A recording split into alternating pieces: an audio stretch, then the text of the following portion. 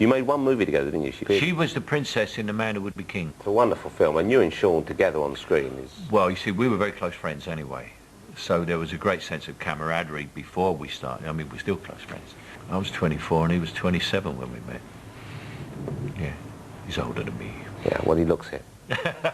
You said that, not me. Michael was masterful and kept Sean and Houston and myself in tears laughing throughout that Moroccan trip.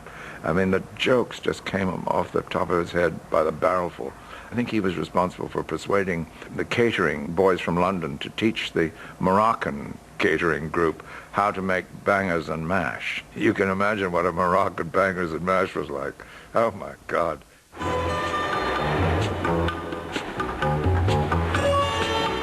Let's go back to another movie which you will always be associated with. Get Carter. Yeah. Is still a movie which is, you know, incredibly well loved.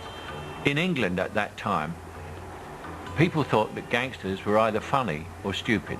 And I wanted to show that gangsters were not funny, they were not stupid, they were economical with violence.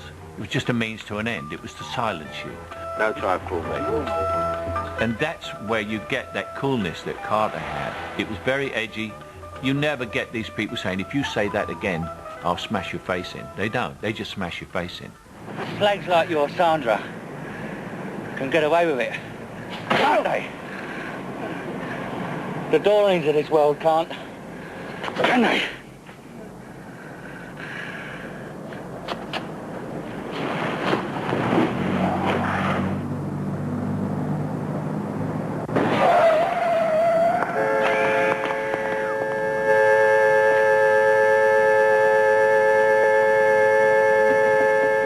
Was the first real English gangster film, you know, and it was extraordinary, you know. Suddenly, you know, we've had all these gangster films, but talking about playing the vulnerability and the strength at the same time, in that he suddenly gets stark naked out of bed with a shotgun.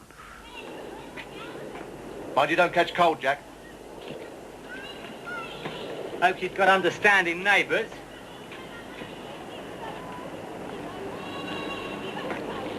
We'll see you when you've got your drawers on.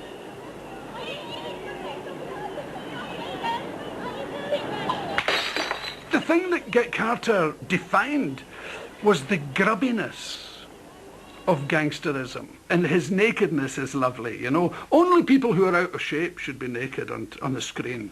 It's a movie which, of course, has, like so many of your films, has delivered 2 or 3 lines which you will find quoted in a bad Michael Caine impersonation in pubs up and down all the time. They come up to me and say it in the streets. Now that must, no doubt, I'm sure that's something you welcome and look forward to. Oh yes, I wear dark glasses and a baseball cap quite a lot. The lines I can think of that everyone says, there's you're a big man, but you're out of shape. If we go back to the Italian Job, you're only supposed to blow the bloody doors off. Yeah. And my personal favourite is from the Ipcris File. I am going to cook you the best meal you've ever tasted. Yeah, which people don't... That's when I used to talk like Michael Caine impersonations. Yeah. What the hell? Courtney, I am going to cook you the best meal you've ever eaten. I have a rhythm to my voice, which is what makes it sound like me. That's what it is, and the good impressionists get that. My name is Michael Payne, and I am a nosy neighbour. Now, not a lot of people know that I know this, but Mrs. Higgins at number 20 claims to be a vegetarian. Yet I saw her in the butcher's buying £2 of Cumberland sausages. £2 of Cumberland sausages! That line, not many people know that. First time I heard that was Peter Sellers always used to buy the latest thing. And the very first answer machine I ever heard, he'd done an impersonation of me, and the answer machine said that. Peter Sellers is not home at the moment. Not many people know that. Do you know? What's that? This is my Michael Caine impression.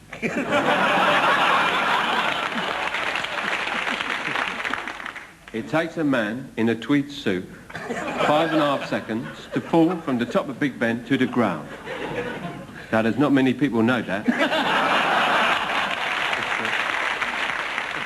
All the cards I get this year will be, you open it up and go, hello, my name is Michael Caine. I hate to say this, but because it's your Have you birthday, got one? well, I feel bad now. Have you got one? I thought you wouldn't have seen one of these. No, and we thought, you know, you're 70. Yeah, 70th this might birthday. cheer you up there. Jason,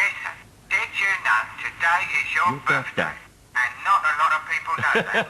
So take my advice and get yourself pissed. But now you're here. That sounds nothing like you. No, not at all, but people think it does, you know. I'll give it to you later. Was Get Carter a hit when it first came out? No. It was said as being too violent, because it wasn't. People get carried away with violence.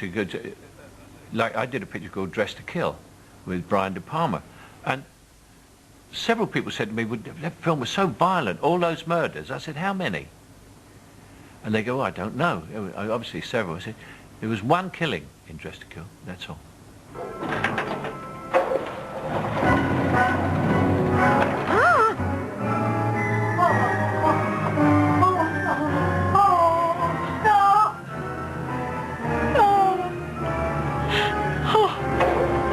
I would have thought a brave role to take on. Yeah, because I played the transvestite in it. It was brave because it was a serious transvestite. But after Dressed to Kill, my agent said, you must never do this again, Michael. Because as a woman, you look like crap. He was a man in a dress. A tall, bulky, good-looking man in a dress. So he had great fun telling his stories about going to lunch in a dress, to where I would sweat from laughing, not have to redo my makeup, and start all over again. I begged him to stop, because he's just so funny. I don't make a good woman. I'm sure there's some fellas out there who quite like the look of you. Yes, I hate to think who they are. But the most difficult love scene I ever had to do, I had to kiss Chris Reeve in Death Trap. We played two homosexuals. And that was very difficult for both of us. And we drank a bottle of brandy between us, working up to it. And we got so pissed, we couldn't remember our lines. Then Michael was very funny. He said, now, if you close your eyes and put your foot up, I'll know you're in love. The floorboards upstairs creak. So do a quick wash up. Get into bed. And stay there. How about that?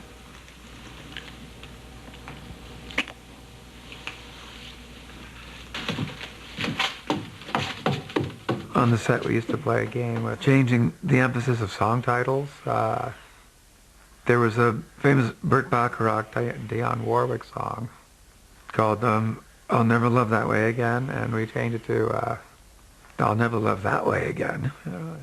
That was the tightest lip kiss in the history of cinema, I'll tell you. Oh. And you didn't think of taking him out for dinner afterwards, maybe a movie? He never sent me a card, any flowers, nothing. The swine. The Italian Job, if ever there was one of your movies which sort of dovetailed the right time and the right place, I think it would be that one. Yeah. This is the Sound Preservation Society. That cast, you've got you at the perfect age. You've got no coward in prison. Oh, coward in jail. Benny Hill. There must have been moments in a film, I think, where you just know this is special. Yeah, well, I mean, one of the reasons when I saw the driving stunts and everything, I thought, well, this will sell it even if I can't. This is the Sound Preservation Society. This is the Sound Preservation Society. Get the wheels in line. Get the wheels in line with it. And then slam your brakes on or we'll be in the cabin.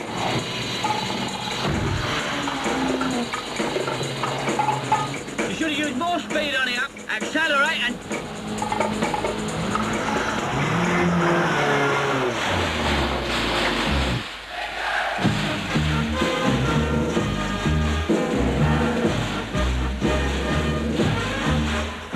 I believe you wear driving gloves in that movie an awful lot of the time as a kind of fashion statement. Yeah, that's what I did. I always wanted to wear driving gloves. I couldn't even drive when I made that picture. But you had a Rolls Royce, didn't you?